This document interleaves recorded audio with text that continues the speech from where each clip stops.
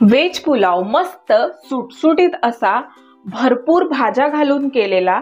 तर आज हा जो वेज पुलाव आहे तो मी इलेक्ट्रिक राईस कुकरचा वापर करून बनवणार आहे। माझ्याकडे इथे उषाचा इलेक्ट्रिक राईस कुकर आहे। तुम्हाला जर याचा वेगळा रिव्ह्यू पाहिजे असेल तर तोही व्हिडिओ मी सेपरेट शेअर करेन। सुरू करूया आपण रेसिपीला। त्यासाठी इथे मी स्विच ऑन करून घेतला आहे राईस कुकर। आता आपल्याला यात घालायचं आहे 2 ते 3 चमचे तेल। तेल गरम झालं की यात आपल्याला 1 चमचा जिरं घालायचं आहे, तमालपत्र, सोबतच मी इथे घालणार आहे वेलची, काळी मिरी आणि लवंगा।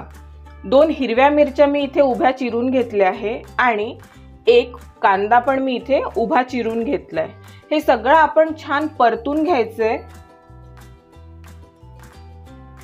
आणि त्यानंतर आपल्याला ह्यात घालायचा आहे 1 बटाटा। याच्या मी अशा चौकोनी फोडी करून घेतलेल्या आहेत। यालाही आपण छान परतून घेऊया। अर्धा गाजर मी इथे चिरून घेतला आहे। 5-6 बीन्स घालायचे आहेत चिरून घेतलेल्या आणि पाव वाटी इथे मी हिरवे वाटाणे घेतलेले आहे। हे सगळं आपण छान परतून घ्यायचं आहे। मी हे सगळं छान परतून घेते। तोपर्यंत तुम्हाला काय करायचंय, तुम्ही जर अजूनपर्यंत चॅनलला सबस्क्राइब केलं नसेल तर पटकन सबस्क्राइब करायचंय। त्यानंतर मी इथे चवीनुसार मीठ आणि 1 चमचा गरम मसाला घालून घेतलाय। गरम मसाला जो आहे तो ऑप्शनल आहे, नाही घातला तरी चालेल। आता इथे आपल्याला 2 कप पाणी घालायचं आहे।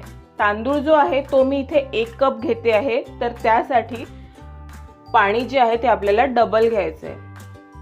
1 कप बासमती तांदूळ जो आहे तो मी स्वच्छ धुवून अर्धा तासासाठी भिजत ठेवला होता, तो आपण आता यात घालून घेऊया।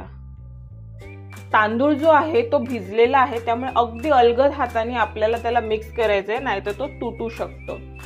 झाकण ठेवून याला आपल्याला छान आता शिजू द्यायचंय। साधारण 15 ते 20 मिनिटात आपला जो हा राईस आहे हा छान तयार होतो।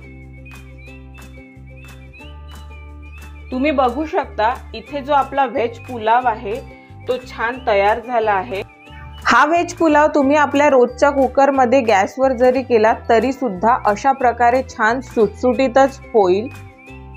तर नक्की करून पहा ही व्हेज पुलावची रेसिपी आणि कशी झाली ती मला कमेंट सेक्शन मध्ये नक्की कळवा।